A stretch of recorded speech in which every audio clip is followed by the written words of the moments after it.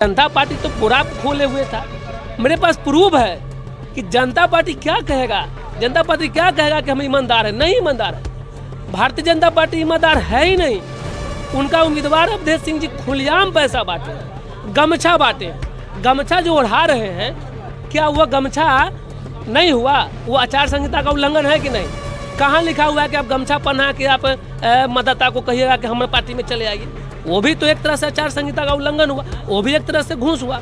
तो इस तरह से हम कह सकते हैं कि अप्रत्यक्ष रूप से वोट की चोरी हुई है, लेकिन सिस्टम में कहीं कोई गलती नहीं था, ईवीएम में कोई गलती नहीं था। ईवीएम पर जो प्रश्न चिन्ह उठा रहा है उसको ईवीएम की जानकारी है ही नहीं। मेरे व्हाट्सएप पे डिमांड आया कि भाई मेरे घर में इतना इतना वोट है, यदि आपको वोट चाहिए तो हमको एगो 5G मोबाइल 18,000 रुपया दे दीजिए। चूँकि सारे विधायक ये जानते हैं कि मैं तो काम किया नहीं हूँ, धरातल पर मेरा कोई काम है नहीं, तो गुणगान करते हैं मोदी जी का, गुणगान करते हैं नीतीश जी का, गुणगान करते हैं लालू जी का, गुणगान करते हैं तेजस्वी यादव का। विधानसभा चुनाव 2025 खत्म हो चुका है। एनडीए की सरकार बनना तय हो गया है। 200 प्लस सीटें एनडीए को आई है। मेरे साथ बैठे हैं विद्वान अधिवक्ता, जो भी यहाँ से हाजीपुर विधानसभा से निर्दलीय प्रत्याशी के रूप में विधायक के लिए नामांकन पत्र भरे थे, और इन्हीं से पूछते हैं कि इनको कितना वोटिंग आया, और जो विपक्ष की पार्टी जिनके 25 से 26 सीटें आई हैं वो ज़्यादातर आरोप लगाती है कि धांधली हुई है, गड़बड़ी हुई है, हम इसकी शिकायत ऊपर करेंगे। आप तो सर उस गिनती में थे, तो आपको क्या लगता है कि उसमें कुछ गड़बड़ी हुई होगी? सबसे पहले तो मैं अपने हाजीपुर की महान जनता को प्रणाम करना चाहता हूं कि मेरे उम्मीद से विपरीत, जो मैं उम्मीद किया था उसके विपरीत लोगों ने मुझे समर्थन दिया, और कुल 848 वोट मुझे प्राप्त हुए। उस तरह से साधन संसाधन भी नहीं था। एकाएक मेरा निर्णय था कि मैं चुनाव लड़ूंगा, और मैं अपने लोगों तक भी नहीं पहुंच पाया था। जैसे राघोपुर के, मैं राघोपुर का हूं, तो राघोपुर के लगभग 2100 वोटर्स हाजीपुर विधानसभा में हैं, तो मैं अपने राघोपुर के लोगों तक भी नहीं पहुंच सका था, क्योंकि अकेले घूम रहा था, मोटरसाइकिल से घूम रहा था। तो इसके लिए मैं अपने हाजीपुर के जनता के लिए मैं ये कहूं कि उन्होंने अपार जन समर्थन मुझे दिया। अब रहा कि आपका दूसरा प्रश्न है कि जो विपक्ष के लोग ये धांधली करते हैं कि गड़बड़ी था, तो चोरी हुआ, अप्रत्यक्ष रूप से हुआ। जैसे कि लोग कहते हैं कि चोरी हुआ, मशीन गड़बड़ है, चाहे सिस्टम में गड़बड़ी है, मैं यह हम नहीं मानूंगा। क्योंकि आज मैं आपके समक्ष ये 4 चिट्ठी लेकर बैठा हूँ। ये 4 चिट्ठी है, मैं सबको दिखा देना चाहता हूँ। एक, इसमें 2 चिट्ठी है, इसमें 4 चिट्ठी है। ये 4 चिट्ठी है, और इससे पहले मुझे लगभग 15 चिट्ठी रिसीव हो चुका है। जितने भी प्रत्याशी हैं, जब ईवीएम मशीन आया उस वक्त से लेके मशीन आया, फ़ोन किया गया, चिट्ठी भेजा गया, और जितना भी कंटेस्टिंग उम्मीदवार थे सबको व्हाट्सएप पर भी मैसेज किया गया, फ़ोन भी किया गया कि मशीन आया है, चेक कर लीजिए, मशीन रखाया है, चेक कर लीजिए, बजगृह में रखाया, चेक कर लीजिए, मशीन उठ रहा है, चेक कीजिए, मशीन बदला रहा है, चेक कर लीजिए, बूथ पर जा रहा है, चेक कर लीजिए। माने एवरीथिंग, एवरी काम, माने सब कुछ के बारे में चिट्ठी के माध्यम से सूचित किया गया सारे उम्मीदवार को, सारे उम्मीदवार के इलेक्शन एजेंट को। यानी मैं ये कहूँ कि हर जगह मैं उपस्थित हूँ, मैं नहीं गया यह मेरी कमी है, हर जगह मैं उपस्थित हूँ, और मशीन को मैं देख रहा हूँ। मशीन का नंबर, मेरे पास वो चिट्ठी नहीं है, नहीं तो जो मशीन ख़राब हो रहा था उसका नंबर के साथ कि भाई ये नंबर का मशीन ख़राब है, उसके जगह पर रिप्लेस करके ये मशीन रखा गया है। तो इसमें हम ये नहीं कह सकते हैं कि मशीन में गड़बड़ी थी। ना मशीन में गड़बड़ी था और ना सिस्टम में गड़बड़ी था। सिस्टम और मशीन बिल्कुल पारदर्शी तरीके से काम कर रहा था। मशीन में कोई चोरी नहीं हुआ। अब चोरी कहाँ हुआ? चोरी हुआ कि जो सत्ता में बैठे लोग हैं, जिनकी सरकार है, जैसे केंद्र सरकार और राज्य सरकार, मिलकर लोगों को गुमराह किया। लोगों को गुमराह क्या किया कि मैं 10,000 दिया हूँ, 1,90,000 और दूंगा। इस तरह से आरजेडी का जंगल राज दिखाया गया, 90 के दशक को याद करवाया गया, महिला बेटी बहन को आकर्षित किया गया ये कह के कि मैं आपको ये योजना दूंगा। तमाम तरीके से लोगों को गुमराह किया गया, और इस तरह से लोग गुमराह हो गए। चूँकि बिहार की जनता भोली भाली सीधी सादी जनता है। मैं सीधी सादी जनता इसलिए कहूँगा कि हाजीपुर की मैं बात करूँ तो यहाँ के अवधेश सिंह जी जीत गए। चुनाव के 10 दिन पहले तक का अगर मंजर देखा जाए पूरे हाजीपुर का, तो एक भी व्यक्ति यह नहीं कह रहा था कि मैं अवधेश सिंह जी को वोट करूंगा, लेकिन फिर भी वो जीत गए। तो अप्रत्यक्ष रूप से चोरी हुई है।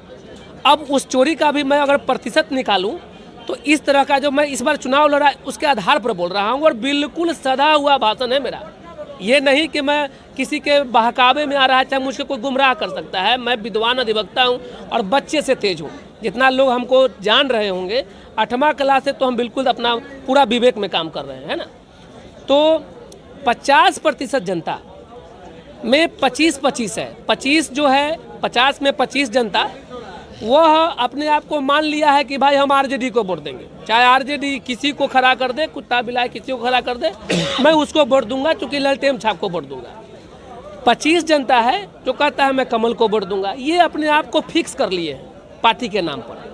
अब रहा 50 जनता। 50 में 25 जो है वो बेहद जागरूक मतदाता है, बेहद जागरूक है, जो डिसाइड नहीं कर पाते हैं कि मुझे किसको वोट देना चाहिए। तब उनको जंगल राज का भय दिखाता है लोग, या फिर मोदी जी का गुणगान, नीतीश जी का गुणगान, मंगरू गुणगान, ढोड़ाई गुणगान। विधायक जी अपने बारे में कुछ नहीं कहते, क्योंकि सारे विधायक ये जानते हैं कि मैं तो काम किया नहीं हूँ, धरातल पर मेरा कोई काम है नहीं। तो गुणगान करते हैं, मोदी जी का गुणगान करते हैं, नीतीश जी का गुणगान करते हैं, लालू जी का गुणगान करते हैं, तेजस्वी यादव का। अब उसमें जिनका गुणगान सुपर हिट हो गया इलेक्शन के मीडिया के माध्यम से, पेपर के माध्यम से, इन प्रकार, तो 25 आदमी को वह अपने तरफ से खींच लेते हैं। कितना खींचते हैं वो तो पार्टी के अपना गुणगान पर डिपेंड करता है। और 25% जो जनता है वो पैसा का इंतजार करते हैं कि हमको किधर से पैसा मिलेगा। जैसे मैं भी ऐसे ऐसे इलाका में जा रहा था जहाँ के लोगों को पता ही नहीं चल रहा था कि वोट है क्या, अब मुझे वोट किसको देना है, विधायक क्या होते हैं, विधायक क्या कर सकते हैं। वो तो समझते हैं कि जैसे विधायक वैसे मुखिया जी, जैसे विधायक वैसे वार्ड कमिश्नर, उनको पता ही नहीं है कि विधायक क्या है। तो वो व्यक्ति हमसे डिमांड कर रहे थे कि लावा ना कुछ पैसा लावा ना। मेरे फेसबुक पर, व्हाट्सएप पर मैं ऐसे ही नहीं बोलता हूँ, मेरे व्हाट्सएप पर अभी करीब 10 मैसेज ऐसा है जिसको मैं पब्लिकली नहीं ला सकता हूँ। वो सीधे साधे लोग हैं, मैं उनके इज्जत को क्यों उछालूँ। मेरे व्हाट्सएप पर डिमांड आया कि भाई मेरे घर में इतना इतना वोट है, यदि आपको वोट चाहिए तो हमको एगो 5G मोबाइल 18,000 रुपया दे दीजिए। अब हम बताइए, दिन रात प्रतिदिन 500,000 रुपया कमाने वाला 18,000 अगर हम जनता को देंगे तो हमारा कहाँ से तक घर उड़ बेचना पड़ेगा, तब भी नहीं होगा। और जनता पार्टी तो पूरा खोले हुए था। मेरे पास प्रूफ है कि जनता पार्टी क्या कहेगा, जनता पार्टी क्या कहेगा कि हम ईमानदार हैं। नहीं ईमानदार है, भारतीय जनता पार्टी ईमानदार है ही नहीं। उनका उम्मीदवार अवधेश सिंह जी खुलेआम पैसा बांटे हैं, गमछा बांटे हैं। गमछा जो ओढ़ा रहे हैं, क्या वह गमछा नहीं हुआ, वो आचार संहिता का उल्लंघन है कि नहीं। कहाँ लिखा हुआ है कि आप गमछा पहना के आप मतदाता को कहिएगा कि हमारे पार्टी में चले आइए। वो भी तो एक तरह से आचार संहिता का उल्लंघन हुआ, वो भी एक तरह से घूस हुआ। तो इस तरह से हम कह सकते हैं कि अप्रत्यक्ष रूप से वोट की चोरी हुई है, लेकिन सिस्टम में कहीं कोई गलती नहीं था, ईवीएम में कोई गलती नहीं था। ईवीएम पर जो प्रश्न चिन्ह उठा रहा है उसको ईवीएम की जानकारी है ही नहीं। यानी विपक्ष का जो भी हल्ला शोर शराबा सब खत्म है, ये कहानी। अब विपक्ष को मैं कैसे मानूं? हम तो कभी तेजस्वी प्रसाद यादव के मुंह से नहीं सुने हैं कि ईवीएम खराब था, वोट चोरी हो गया। हम जितने भी जो विपक्ष में जितने लोग आला कमान हैं उसके मुंह से तो हम अभी तक नहीं सुने हैं। अब जनता कुछ बोल रहा है। अब आप देखिए, कुछ ऐसे लोग हैं जो रो रहे हैं। अब कल हम देखे गैस लाने के लिए गए थे तो वहाँ पर देखे कि जो गैस एजेंसी के मालिक थे, अरे भाई करोड़ों अरबों की संपत्ति है, वो जब मूर्ख हैं तो जनता वो अपने कई ग्राहक को ये कहकर भगा दे रहे थे कि सरकार बना नहीं, अब सरकार सील कर दिया है, जाओ गैस नहीं है। तो इस तरह से पागलपन है। तो मैं ये कहूँगा कि जनता तो कुछ बोल सकता है भाई, लेकिन आला कमान के मुंह से हम अभी तक तो नहीं सुने हैं। ईवीएम में गड़बड़ी होने की कोई चांसेस नहीं। आपको कितना वोट पड़ा टोटल? 848 वोट। अच्छा, तो यानी आपका कितने नंबर में था मतलब नंबर? मेरा 11 नंबर पर था। हाजीपुर विधानसभा 1, 2, 3 यानी 123 हाजीपुर विधानसभा क्षेत्र के 11 नंबर पर मेरा रमेश कुमार सिंह और चुनाव चिन्ह ब्रूस छाप था। अब अधिकतर देखा जाता है कि 1, 2, 3 तक लोग ज्यादातर वोटिंग करते, जकरा पड़ जाए भगवान, जकरा हो गल कहीं। अब हम न देखे गेली केकरा पड़ल है, 1, 2, 3 जो बुझल से मार दिली। बहुत से ऐसे महिलाएं भी थी जो ऐसा बोली है, ऐसा पुरुष भी है जो बोले। लेकिन आपका 11 नंबर में भी 800 वोट आना, यानी आपको ढूंढ करके लोग वोट दिए आपको। देखिए, मैं तो कहता हूं कि मैं हाजीपुर के महान जनता को प्रणाम करना चाहूँगा। देखिए, मैं अपना वोटर, मैं वोट गिराया हूँ, देखिए अभी भी शमूल है। मैं अपना वोट भी मैं खुद को नहीं दिया, क्योंकि हम राघोपुर के वोटर हैं और मेरा ना कोई गोतिया है यहाँ, ना खानदान के लोग बसे हैं, और जात के लोग हैं तो उनका अपना अपना बाजा है। ये मूर्ख आदमी है जो जात जात करता है। मैं तो वकालत हूँ और मुझे जात के नाम पर कोई बेनिफिट आज तक नहीं मिला। जितने भी मेरे क्लाइंट्स हैं या तो ज़्यादा बंधु है, नहीं तो रविदास बंधु है, मेरे जात के 1-2 लोग होंगे। तो मैं सबका कमाई खाता हूँ, तो मैं एक जाति का गुणगान नहीं कर सकता हूँ, क्योंकि मैं बुद्धिजीवी लोग। लेकिन कहने का मतलब है कि जो मेरा एक भी परिवार नहीं था, खानदान नहीं था, और 848 लोगों ने जो मुझे वोट किया, तो समझ सकते हैं कि यदि मैं खुल के प्रचार करता और खूब बम बम कर देता, और जैसे लोग जैसे चोरी करके रखे हुए थे, नेतवन सब जो चोरी करके रखा हुआ है। अच्छा ये बताइए, निर्वाचन आयोग फिक्स किए हुए 40 लाख। निर्वाचन आयोग का शुरू में ही ट्रेनिंग आया था कि 40 लाख एक उम्मीदवार खर्च कर सकता है चुनाव में, लेकिन हमको लगता है कि जितना भी विनर या रनर वो करोड़ों में खर्च किए हैं, 10-20 करोड़ खर्च किए हैं। तो हम कहते हैं कि 10-20 करोड़ खर्चा कौन करेगा? आप कमा के 10 करोड़ खर्चा कर सकते हैं। अब देखिए, जितना भी लोग हारे हैं, जो 2 नंबर पर रहे हैं, किसी के मुंह पर सिकन देखा है आपने? अरे भाई, 4-4 करोड़ 5-5 करोड़ खर्च करके और लोग हंस रहा है, मतलब उसका मेहनत का धन नहीं है। यही ना हम कह सकते हैं, मेहनत का धन जिसका 4 करोड़ जाएगा। अगर मेरा मेहनत का धन अगर 1 लाख चल जाए तो 3 दिन हमको नींद पड़ल रहेगा, हम उठबे न करेंगे। तो जो आदमी चोरी करेगा वो पैसा लुटाएगा। अब जनता को जागरूक होने में बहुत समय है, बहुत समय है। जाति और पार्टी से लोग उठ नहीं रहे हैं। क्या लगता है आपको, जैसे अब विपक्ष का तो कहानी खत्म है, 20-25 विधायक चाहे जो भी है उसका कोई, तो क्या जनता को विपक्ष का रोल अदा करना पड़ेगा क्या? या आप जैसे वकील जो चुनाव हार चुके तो अभी तो विपक्ष में आ गए? मैं हार गया, लेकिन मैं वकील हूँ ना, और वकील साहब की तो मैं बात नहीं करता हूँ, लेकिन मुझे मालूम है कि मेरे पास कितना ताकत है। तभी तो मैं सारे लोगों के बारे में बोलता हूँ खुल के, कि आए हमको कोई कुछ करे तो मुझे अपनी ताकत मालूम है। मेरे पास जितने लोगों ने मुझे वोट दिया है, आपके चैनल के माध्यम से मैं यह बताना चाहूँगा कि जब भी आपको कोई काम पड़े तो उन नेता हो, चाहे अधिकारी हो, चाहे पदाधिकारी हो, आप मेरे पास आइए, काम करना पड़ेगा। मुझे पद की ज़रूरत नहीं है, लोगों की सेवा करने के लिए मुझे पद की ज़रूरत नहीं है, लेकिन लड़ाई लंबी लड़नी पड़ेगी। यदि मैं सिस्टम से लड़ूंगा और आपके अधिकार की बात करूंगा तो मुझे मेहनत करना पड़ेगा। हो सकता है कि सरकार जो है पुलिस गुंडा को भेज के 2-4 लाठी भी मार खिला दे, तो कोई दिक्कत नहीं है।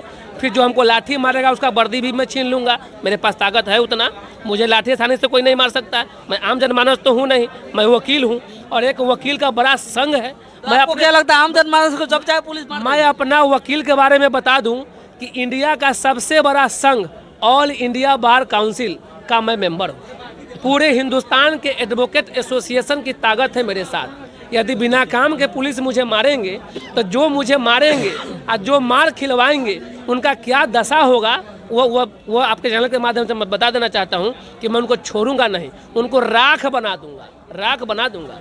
तो ये बात है। और आप जो प्रश्न किए कि आम जनमानस को पुलिस मार सकती है, तो नारायण मार नहीं सकती है, मार रही है। मैं तो कहता हूँ कि आप जाइए, पुलिस के खिलाफ कुछ बोलिए, वह खींच के ले जाएगा। और थाना में बना हुआ है पीछे कोप भवन, 200-400-500 लाठी मारता है।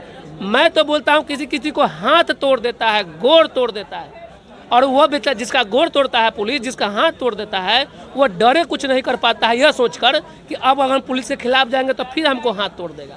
तो मैं कहना चाहता हूँ कि यदि निर्दोष व्यक्ति को कोई पुलिस हाथ तोड़ देता है तो आप उसको केस तब कीजिए जब आप भी उसका हाथ तोड़ दीजिए, उसका भी सिस्टम है मेरे पास। तो अपना आत्मरक्षा करने के मैं कानून में रहकर ये जरूर कहूँगा कि यदि पुलिस किसी के बाल बच्चा को, निर्दोष बच्चा को हाथ तोड़ेगा, उसका भी हाथ तोड़ देने पर कोई हत्या का पाप नहीं लगेगा, और बाद में दोनों तरफ से केस होगा। एक केस वो भी करेगा, एक केस हम भी करेंगे, लड़ाई करें। जो कानून का खेल वो खेलते हैं, वो कानून के खेल आम जनमानस भी खेल सकते हैं, लेकिन आम जनमानस को थोड़ा सुदृढ़ होना पड़ेगा, मजबूत होना पड़ेगा।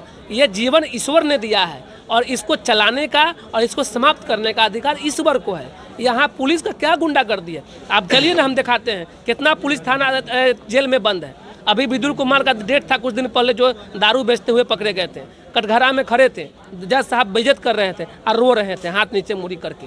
तो ये तो कोर्ट में हम देख रहे हैं कि जो कानून का खेल आप खेलते हैं, थाना प्रभारी खेलता है, चाहे पुलिस खेलता है, वो कानून का खेल अगर आम जनमानस भी खेलने लगे ना, तो फिर 2020 का मैच देखने के लिए मिलेगा और तुरंत सब अप टू डेट हो जाएगा। लेकिन लोग खेले तब, हिम्मत तो करें, आगे तो बढ़े।